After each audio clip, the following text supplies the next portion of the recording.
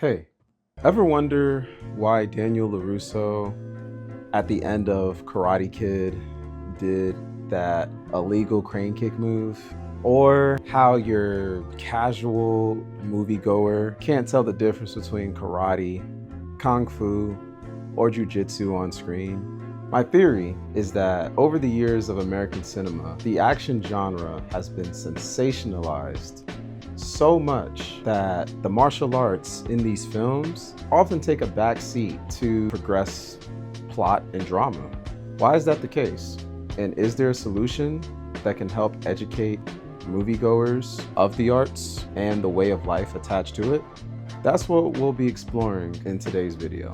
So grab your favorite snack, find a comfy place to relax, and let's explore this topic together, shall we? I'm a firm believer that to solve a problem, you must first understand what caused it. So let's take a brief look back at the first depictions of the martial arts action hero and aesthetic in Hollywood cinema. Before we get to the big pioneer of martial arts in Hollywood, there were a few films and actors who threw their hat in the ring. Some of these are James Cagney on Blood on the Sun or Chuck Norris in The Wrecking Crew, but none comes even close as the late and great Bruce Lee. Despite not being chronologically or factually the first martial artist in Hollywood, Bruce Lee is often believed and accredited to being the first martial arts action hero that Hollywood would come to acknowledge. So, what were the depictions of martial arts that Bruce Lee had in film? Yes, with context and hindsight, your average Bruce Lee fan knows that he was offering lessons in his self-taught Jeet Kune Do style in San Francisco, California. But what about when it was actually time to see it on screen? So let's take a brief look at the 1950s action series, The Green Hornet. In this series, Bruce Lee plays a character named Kato, who is a butler and chauffeur of the Batman-like vigilante main protagonist. On paper, this sounds like a really good idea until you see how it is handled. Often relegated to a few minor and insignificant lines, Kato's character is as inconsequential as it gets. His main purpose is to entertain the masses with his kung fu and to make sure he does his thing, his kung fu thing. You catch my drift. Of course, as a society and through media, we have progressed a lot in showcasing a diversity in cast and a diversity of thought. We are more willing as an audience to watch someone who doesn't have the same lived experience as us share their story. Perhaps that is media's greatest gift. But in terms of showcasing the life of a traditional martial artist in film, we still have a ways to go. There is a film, however, that does an excellent job of showcasing the martial way of a real-life practitioner, and that film is the 2003 film from Thailand called Ong Bak.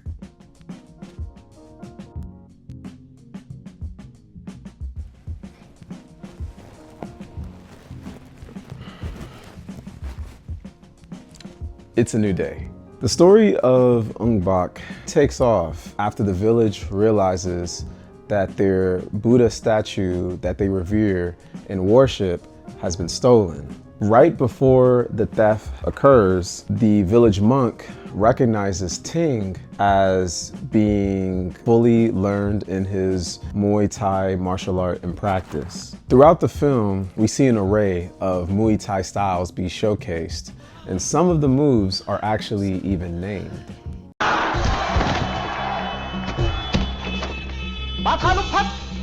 The plot interweaves cultural and religious practices of the Thai people while still showing you breakneck action. You could see it all over the costume and set design of the film, as well as the physical and truly astonishing performance of Tony Jaa. It is clear that the team behind the film has a lot of pride behind the Thai people and the Muay Thai martial arts and everything that is associated with it. So, if the world was closed-minded and placed in a box, then it would be understood that Muay Thai is only reserved for those who created it. But with all amazing art comes the understanding that once you put something out into the world, it no longer belongs to you. This brings me to my next point: diversity in martial art films. Any fans of the UFC or commercial prize fighting will tell you that there are many fighters of different backgrounds. Some of these fighters uses martial art styles that did not originate from their hometown. I too use a martial art that did not originate from the United States, for example. In terms of martial arts in film though, I would like to highlight the renowned martial artist, actor, and filmmaker, Michael Jai White. One of the biggest misconceptions of Hollywood is that you need an Asian person in order to sell a martial arts film. And while I understand the sentiment, just because a method is tried and true doesn't mean that other methods cannot be found and utilized. Michael Jai White bucks this idea entirely and has been a part of a plethora of films that showcases breathtaking martial arts ability and plenty of acting range. One of these classics is the 2009 blockbuster, Black Dynamite. Now, where do I begin with this film?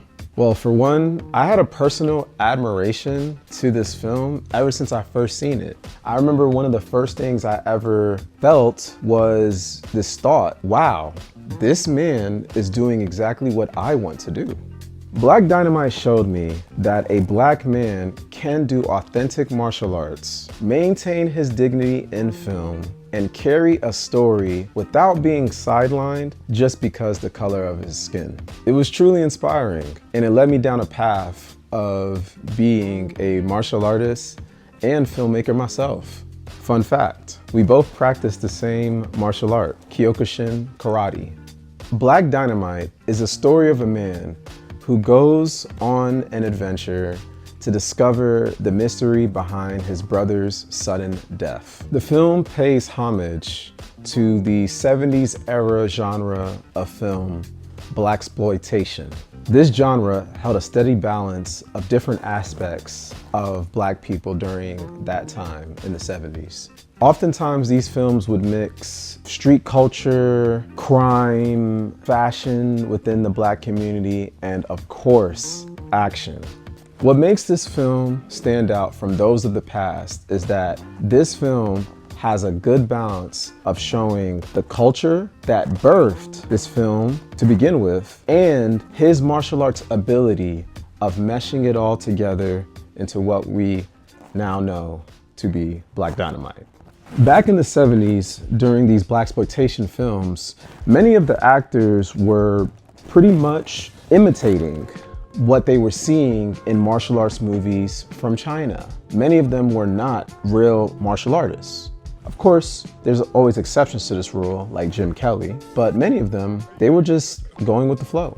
As much as I love the blaxploitation genre, that is a topic for another video. If you were to ask me the most important aspect of martial art films, besides the action, I would say it is representation.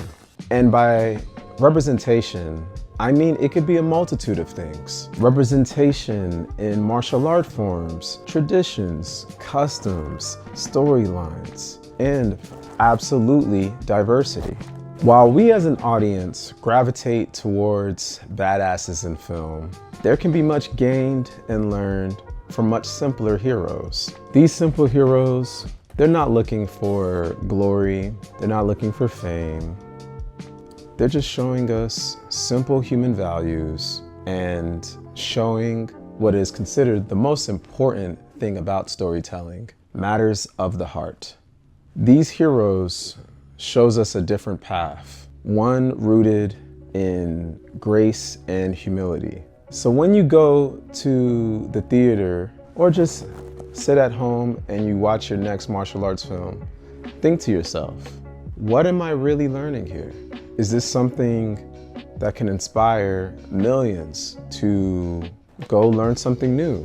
Whatever the case may be, there's something great about this medium that we call film. And there's something even greater when we showcase the real life lived experiences of those who practice different ways of being.